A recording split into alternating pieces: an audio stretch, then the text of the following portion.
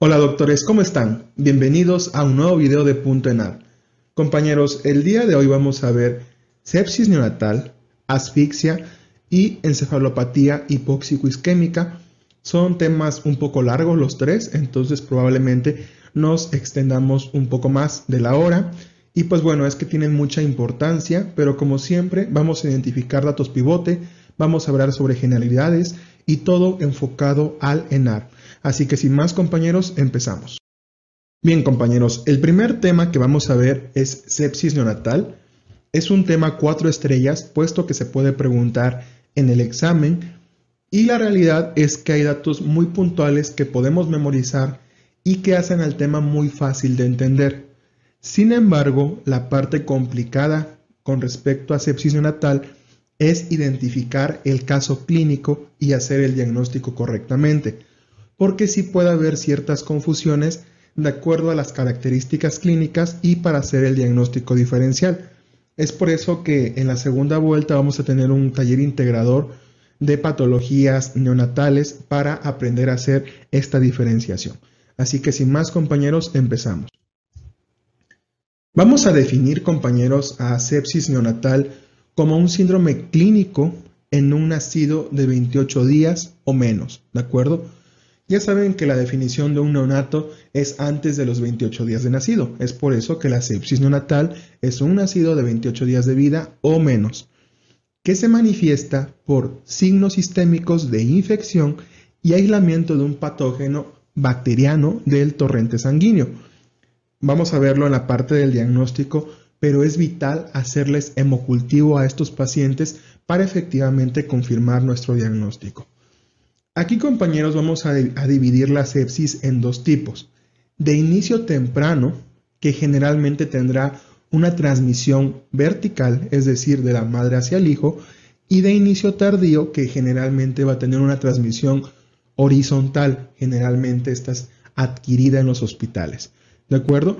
Y aquí existe una discusión, compañeros, con respecto a cuándo es una sepsis de inicio temprano y cuándo es una de inicio tardío. Y la discusión específicamente está cuánto dura la de inicio temprano. La guía de práctica clínica, compañeros, menciona lo siguiente.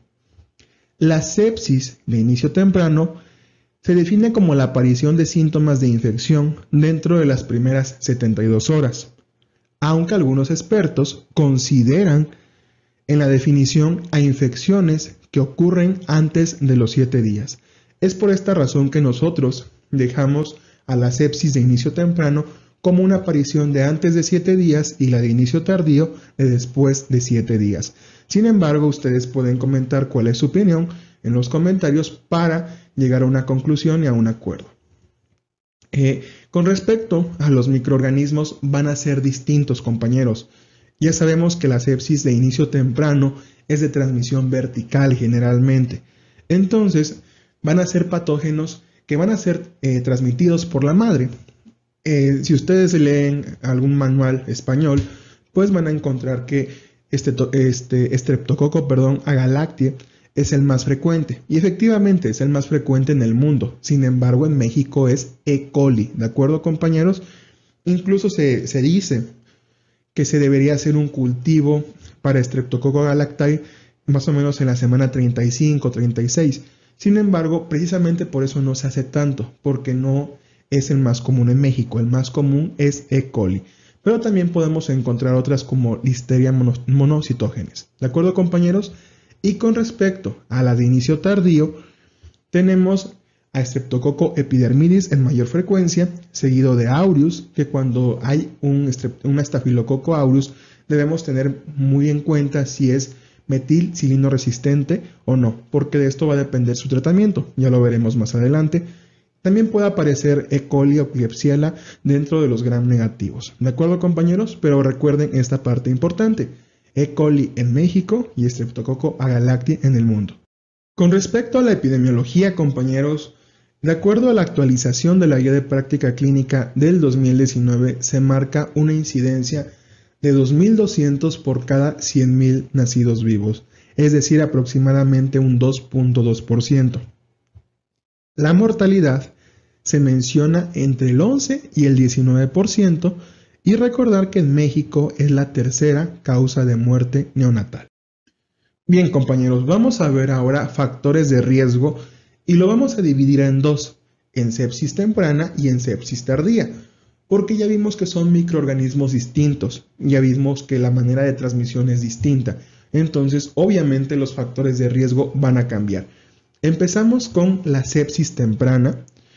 Mucho tiene que ver a la sepsis temprana un recién nacido prematuro. ¿Por qué razón? Recuerden que la prematurez, 1 de cada 3 se va a relacionar a una ruptura prematura de membranas y esto a veces conlleva a corioamnionitis.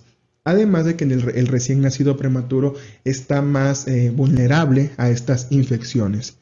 También se habla de hipoxia neonatal, una ruptura prematura de membranas por más de 18 horas e incluso está indicado dar un tratamiento empírico, que más adelante vamos a ver, para todo aquel que tenga una ruptura prematura de membranas y acuérdense del dato clave, más de 18 horas, ¿de acuerdo?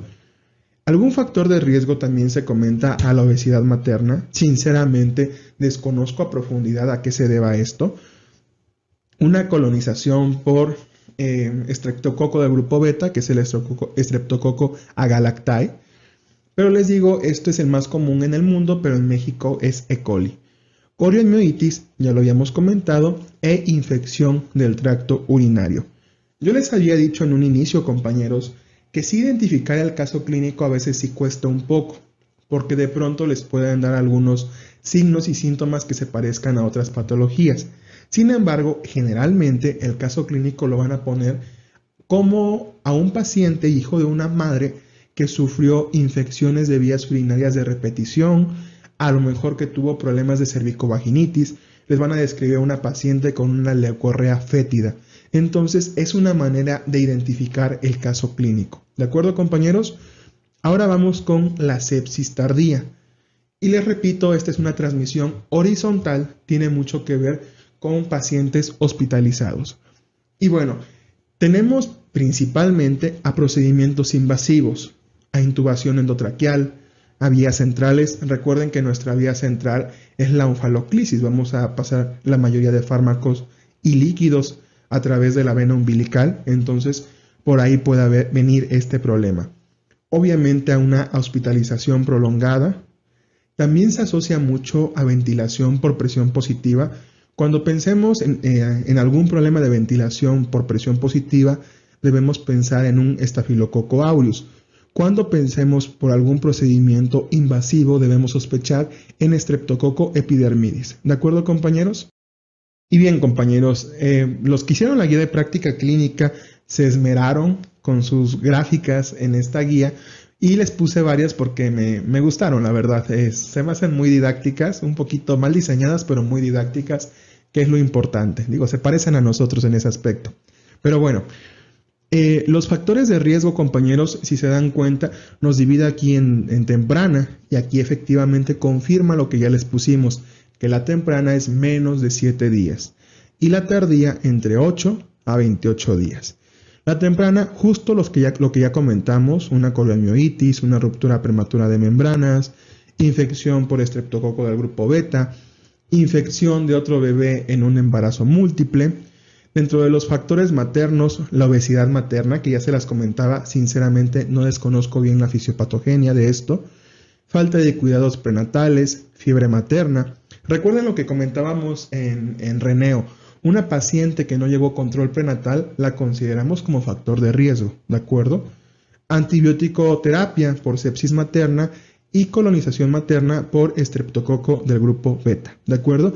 Y con respecto a la tardía, añadimos restricción del crecimiento, en el crecimiento del neonato, ventilación mecánica.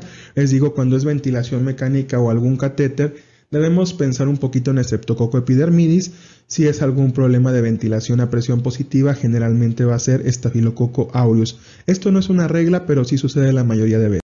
Vamos con el cuadro clínico, compañeros, que lo vamos a dividir por órganos y sistemas. Sin embargo, yo aquí les puse una tabla con las principales manifestaciones clínicas para que esos datos identifiquen ustedes en el caso clínico para que puedan llegar a su diagnóstico. Entonces empezamos con datos de dificultad en la alimentación. Y se los puse en primer lugar porque lo ponen mucho en los casos clínicos. Les van a poner, empieza con dificultad en la alimentación, rechazo a las tomas, irritabilidad. Segundo lugar, convulsiones, la temperatura. Y esta es una pregunta de examen, ¿de acuerdo? ¿Dónde se toma la temperatura? En región axilar.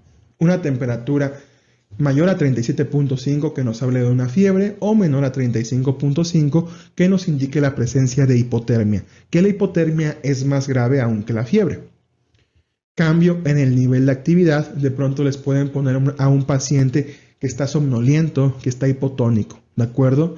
La taquipnea, aunque compañeros, la taquipnea va más orientada a patologías respiratorias. Entonces, estas se las puse para comentarles esa parte. Lo mismo que estos 4 puntos. Disociación torácica grave, quejido inspiratorio y cianosis. ¿De acuerdo, compañeros? Y bueno, los indicadores de sepsis es la presencia de 3 o más signos clínicos, como los que ya vimos o los que vamos a ver por aparatos y sistemas, en un recién nacido con sospecha de infección.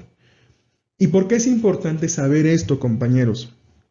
Porque ante la más mínima sospecha, estamos justificados para tomar hemocultivos e iniciar antibiótico empírico. Recuerden lo que les comentaba en coriomiolitis, en ruptura prematura de membranas. Una ruptura prematura de membranas mayor de 18 horas está justificado hacer la toma de hemocultivos e iniciar el antibiótico empírico. ¿De acuerdo, compañeros?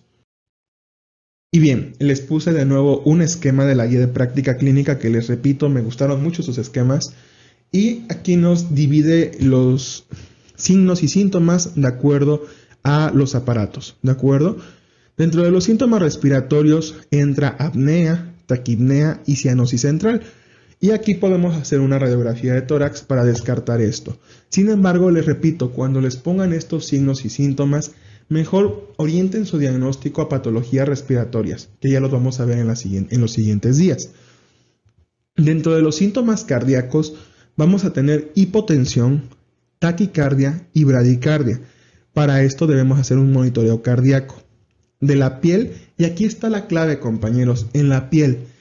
Generalmente les van a poner a pacientes con un marmoleado o con una ictericia no explicada. Ya lo veremos en el tema de ictericia, pero un paciente que presente ictericia antes de las 24 horas no podemos considerar una ictericia fisiológica. Seguramente va a haber algún problema ahí. Les repito, la piel es muy importante para identificar este diagnóstico. Los síntomas generales, ya vimos, son pacientes hipotónicos con letargia, irritables con rechazo a las tomas. Signos vitales, puede haber una taquicardia o una bradicardia, es decir, más de 160 latidos por minuto, menos de 100 latidos por minuto, una presión arterial media menor a 55, la hipotermia o la fiebre que ya mencionábamos y la taquipnea, ¿de acuerdo? Y algo que también es muy importante, compañeros, que deben considerar son los síntomas neurológicos. ¿Por qué? Porque si tenemos hipotonía, convulsiones o coma, está automáticamente justificada una toma de punción lumbar para descartar algún problema de infección, alguna meningitis, alguna encefalitis. ¿De acuerdo, compañeros? Bien, compañeros, vamos con la parte del diagnóstico. El diagnóstico, compañeros, lo podemos dividir de dos maneras: la sospecha clínica y el diagnóstico confirmatorio. Ya vimos que la sospecha clínica basta con tener más de 3 signos o síntomas para empezar el tratamiento antibiótico empírico y la realización de un hemocultivo. Y la confirmación, compañeros, es muy fácil, porque vamos a solicitar un hemocultivo y va a ser el gold estándar. Y no solamente es importante porque nos va a confirmar la infección, sino también nos va a hablar de qué microorganismo es responsable de esta infección y obviamente podemos dirigir el tratamiento antibiótico a ese microorganismo. También es muy importante, compañeros, porque si sale positiva, vamos a dar un tratamiento de entre 7 y 10 días, idealmente 10 días. Pero si sale negativo, vamos a valorar también con auxiliares. Y si estos auxiliares, como marcadores inflamatorios, no están elevados, está justificado suspender el antibiótico. ¿De acuerdo, compañeros? Y bueno, ¿cuáles son estos auxiliares de los que les hablo? Principalmente tres.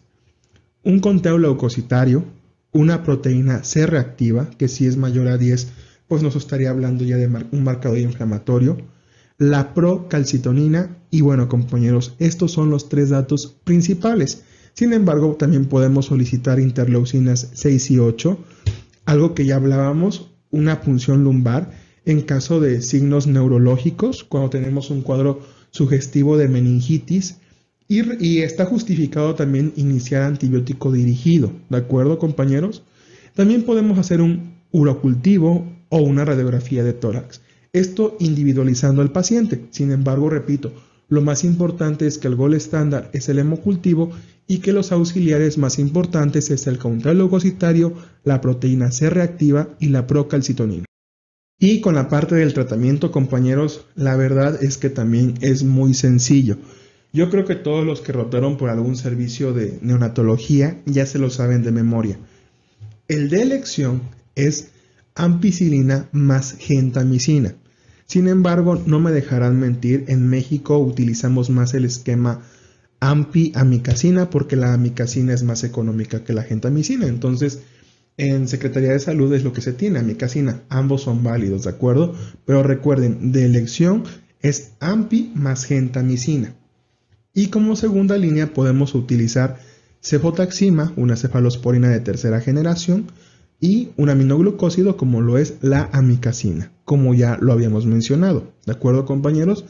Y si sospechamos de una sepsis tardía, por duración, por una transmisión horizontal nosocomial, vamos a dar dicloxacilina, pensando en Staphylococcus aureus, y vamos a dar también gentamicina, pensando en gram negativos. ¿De acuerdo, compañeros? Repito, dicloxacilina más gentamicina. Aquí también podríamos sustituir la genta por amicacina sin ningún problema. Y en caso de sospechar algún problema de cándida, podemos dar anfotericina B liposomal. ¿De acuerdo, compañeros? Y bueno, no sé si recuerden que yo les había comentado que en caso de sospecha de Staphylococcus aureus deberíamos identificar bien qué tipo de estafilococo estamos tratando, porque si es metil resistente, la dicloxacilina no va a servir de nada. Entonces, ahí tenemos que suspender la dicloxa y cambiar por vancomicina. ¿De acuerdo, compañeros? Entonces, pongan atención en esa parte en el caso clínico, ahí se los tienen que indicar. Si es metil sensible, pues damos dicloxa. Si es metil resistente, damos vancomicina. Y obviamente, compañeros, también debemos dar medidas generales, poner a nuestro paciente en ayuno, estarlo monitorizando tanto en la frecuencia respiratoria como cardíaca, y es muy importante su aseo, ¿de acuerdo? Este lavado de manos antes y después de ver al paciente. Si sospechamos de una sepsis, generalmente se aíslan en neonatología, entonces hay que tener mucho cuidado en esta parte. Otro escenario clínico que podríamos tener, que sinceramente no creo que se los pregunten, es que en caso de pseudomona, de que sospechemos de una pseudomona, recuerden que es un microorganismo muy agresivo. Aquí ya podemos agregar cefepime. ¿De acuerdo, compañeros? Y con respecto a la duración del tratamiento, ya lo había comentado. Si el hemocultivo es positivo, damos tratamiento por 10 días. Si el cultivo es negativo, y los marcadores inflamatorios como leucos, PCR y procalcitonina están bajos, podemos suspender a las 72 horas del inicio del tratamiento antibiótico empírico. Aquí les pongo de nuevo otra figura que ponen en la guía de práctica clínica que les repito, me encantó mucho. Y pues como se dan cuenta, casi siempre el esquema es AMPI. Y aquí ponen penicilina, sinceramente penicilina nunca he visto que se utilice, pero bueno, ampiopenicilina más gentamicina. Y aquí recuerden que podemos intercambiar gentamicina por amicacina, ¿de acuerdo?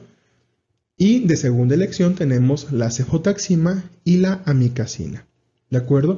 Y ya si tenemos una antibiótico-terapia dirigida, porque esta es empírica, vamos a dar dicloxacilina si sospechamos de un Staphylococcus aureus metil sensible, pero si es metil resistente, vamos a dar vancomicina. ¿De acuerdo, compañeros? Y con respecto a la tardía, aquí nos indican que también podemos dar vancomicina y generalmente va a ser más dirigida, ¿de acuerdo, compañeros? Porque aquí ya vamos a saber más o menos a qué microorganismo nos estamos enfrentando, pero recuerden que también podemos utilizar dicloxacilina más gentamicina. Y bien, compañeros, les puse este algoritmo tomado de la guía de práctica clínica con respecto al manejo del choque séptico. Y para esto, compañeros, recuerden ciertas definiciones. Recuerden que sepsis es una infección, obviamente por cualquier microorganismo, con datos de respuesta inflamatoria sistémica. Una sepsis grave va a ser lo mismo, pero ya con datos de daño a un órgano o algún sistema. Y después viene el choque séptico, que ya es una sepsis grave, que además no responde a líquidos, ¿de acuerdo? Que tienen hipoperfusión. Entonces les puse este algoritmo porque una cosa es el tratamiento para sepsis, que fue el que les acabo de poner, y ya otro el tratamiento para el choque séptico. Sin embargo, compañeros, aunque es un algoritmo bastante largo, no vamos a profundizar tanto, solamente vamos a mencionar los puntos que se pueden preguntar. Generalmente, compañeros, identificar el choque séptico es bastante fácil, porque obviamente van a ser pacientes pálidos, hipotensos, entonces no va a haber tanto problema para identificarlo, ¿de acuerdo? Sin embargo, lo importante aquí es ver el manejo, ¿de acuerdo, compañeros? Y aquí tenemos principalmente tres alternativas terapéuticas. La primera es dar al paciente hidroterapia, ¿de acuerdo? Cristaloterapia, mejor dicho, que es solución salina o Ringer lactato, y recuerden las cargas, 10 mililitros por kilogramo en un tiempo de 15 a 20 minutos. Y obviamente si no hemos iniciado antibiótico hay que iniciarlo. Y vigilar algunos datos como la hipoglucemia e hipocalcemia, ¿de acuerdo? Ese es el primer manejo. Sin embargo, compañeros, si tiene datos de cardiopatía dependiente del conducto arterioso, es decir, que tenga datos de hepatomegalia, que tenga datos de algún soplo cardíaco, que tenga una saturación baja, vamos a dar un manejo con prostaglandina E1 para que se cierre el conducto, compañeros, y porque si no solamente vamos a estar metiendo líquidos, el paciente se va a encharcar, como se dice comúnmente, y pues no va a haber ninguna mejoría. Entonces, repito, si el paciente tiene algún problema cardiópata dependiente del conducto, pues damos manejo con prostaglandina E1. Si no, y va a ser lo más típico, vamos a dar el manejo con soluciones cristaloides, que generalmente se utiliza la Ringer lactato. Y lo segundo, compañeros, es que después de iniciar este tratamiento, pues vamos a identificar si se alcanzaron metas o no. Si no se alcanzaron metas, ya veremos el siguiente paso, que es iniciar con vasopresores, y si sí se alcanzaron metas, pues vamos a vigilar que no haya habido ningún problema como alguna disfunción cardíaca o algún edema pulmonar. Entonces, compañeros, como les digo, si no se alcanzaron metas, lo vamos a definir como un choque refractario a líquidos. ¿Y qué vamos a hacer? Entonces, si tenemos ese choque refractario a líquidos, tenemos que iniciar dopamina. Es otra pregunta que se puede hacer. ¿Cuál es el vasopresor de elección? La respuesta correcta va a ser dopamina. También podemos utilizar combinado con dobutamina, no necesariamente. Y ya en caso de que no funcione con ninguno de estos dos fármacos, podemos dar epinefrina. Y se dan cuenta, compañeros, que no hice mucho hincapié en todo el algoritmo. Una, porque sí hay que tener ciertas consideraciones. Sin embargo, les repito, enfocado al ENARP solamente debemos ver estos tres puntos. Que el primer paso es la terapia hídrica con Ringer lactato o solución salina. Que si tenemos algún problema de alguna cardiopatía o alguna hepatomegalia por problemas del ducto arterioso, pues vamos a dar manejo con prostaglandina, ¿de acuerdo? Y lo segundo es que si ya el choque es resistente o refractario a líquidos, de primera elección damos dopamina, eso que se les quede de memoria, de primera elección dopamina, que se puede dar junto o no con dobutamina, y ya de segunda elección vamos a dar epinefrina. Y eso es todo, compañeros, con respecto al manejo del choque en el neonato. Vamos a las complicaciones. Es muy importante mencionar que van a ser de mayor gravedad en pacientes con infección por gram negativos, ¿de acuerdo? Y también por algunos problemas fúngicos como por cándida. Se puede complicar con choque séptico, con una coagulación intravascular diseminada, y de nuevo les vuelvo a poner aquí una figura que ponen, un esquema que ponen en la guía de práctica clínica, en donde pone las complicaciones. Con respecto a la temprana, menciona una estancia hospitalaria prolongada, el choque séptico, que justo lo acabamos de mencionar, o algún problema de sangrado. Y a largo plazo, y esto es muy importante, se asocia a alteraciones de crecimiento o algún problema de parálisis cerebral, ¿de acuerdo? Y con respecto a la tardía, hay que tener mucho cuidado con meningitis. Y un poco más hacia largo plazo, con algún dato de disfunción orgánica o, de nuevo, alteraciones cognitivas con dificultades en el aprendizaje. Esas son las complicaciones. Y aquí les hice un pequeño resumen de todo el algoritmo que habíamos explicado anteriormente de qué hay que hacer en caso de choque. Recuerden que el primer paso es iniciar terapia hídrica, 10 mililitros por kilogramo cada 15 minutos.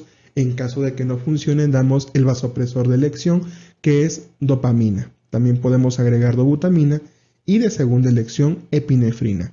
Y recuerden que si hay algún problema de conducto arterioso, tenemos que agregar prostaglandina. Es la tercera vez que se lo repito, compañeros, porque es la parte importante, ¿de acuerdo?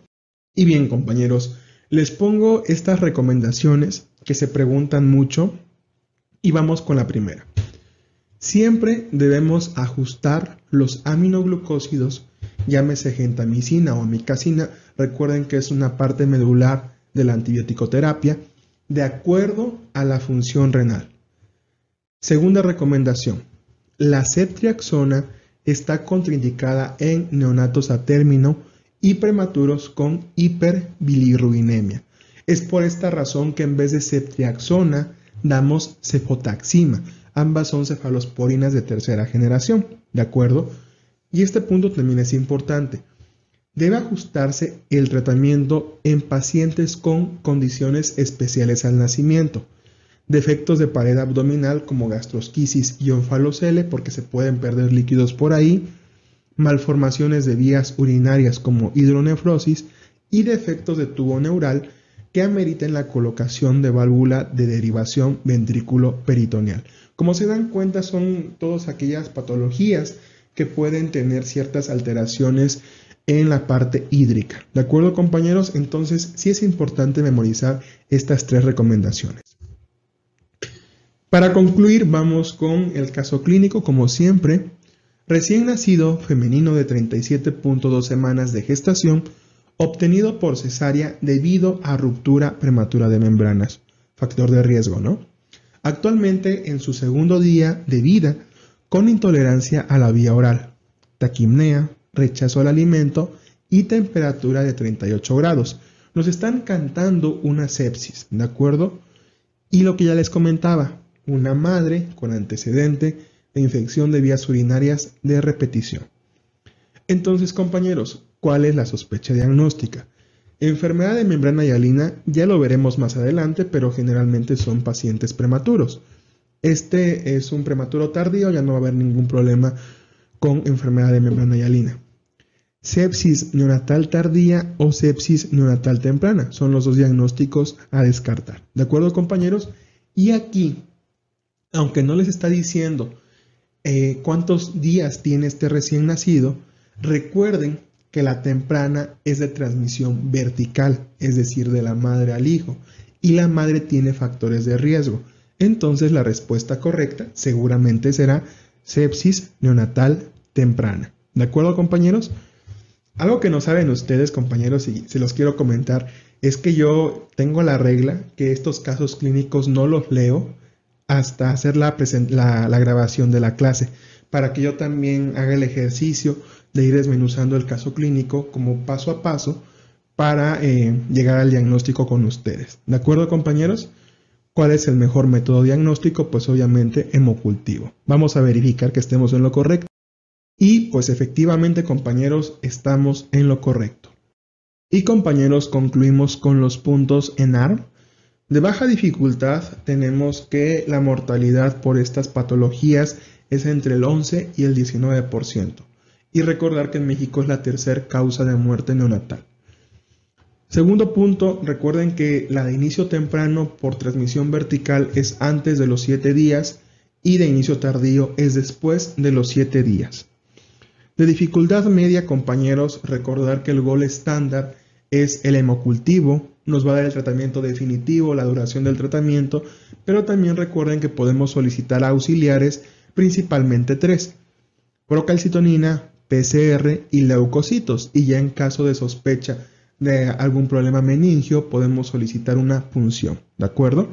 Recordar también que el agente causal más frecuente de estas patologías es E. coli, al menos en México, y en el mundo es Streptococcus agalactiae, ¿de acuerdo? Un punto importante que se me ocurrió ponerles aquí es que el choque séptico es un choque distributivo, ¿de acuerdo? Y de alta dificultad tenemos que el tratamiento son la mayoría de puntos. Primero, que el esquema empírico de primera elección es ampicilina más algún aminoglucósido, ¿de acuerdo? Como gentamicina o amicacina. De segunda elección podemos utilizar cefalosporinas de tercera generación. Recuerden que de preferencia no se usa ceftriaxona, utilizamos cefotaxima, ¿de acuerdo? En caso de resistencia podemos utilizar algún carbapenémico o piperatazo. Otro punto que ya mencioné muchas veces es que el vasopresor de elección es dopamina, se puede dar junto con dobutamina o no, y de segunda elección tenemos epinefrina. Y finalmente, compañeros, en caso de tener algún problema de ductus arterioso, que cómo nos vamos a dar cuenta, pues son pacientes prematuros, con datos de choque, con hepatomegalia, con algún soplo cardíaco, vamos a dar prostaglandina E1. Y bueno, compañeros, con esto concluimos este subtema. Es el subtema más largo de los 3, pero los 3 son muy importantes. Así que continuamos. Y por cierto, compañeros, algo que también es importante mencionar es que si les ponen un caso clínico de un paciente con datos de onfalitis, es decir, datos de infección del cordón umbilical y algunos problemas pustulares de la piel, que haya mucha pus, es porque quieren que sospechemos en Staphylococcus aureus. Entonces, aquí independientemente si el paciente sea un recién nacido de 3 días o de 7 días o de 10 días, ¿cómo nos están orientando a hacer un diagnóstico para Staphylococcus aureus? Entonces, no vamos a dar el tratamiento empírico en neonatos de 1 a 7 días, que es ampicilina más gentamicina. En este caso, como sospechamos, repito, de Staphylococcus aureus, entonces quitamos la ampicilina y en vez de eso ponemos dicloxacilina y de nuevo agregamos la gentamicina o amicacina. Entonces, espero haya quedado clara esta última aportación y pues continuamos.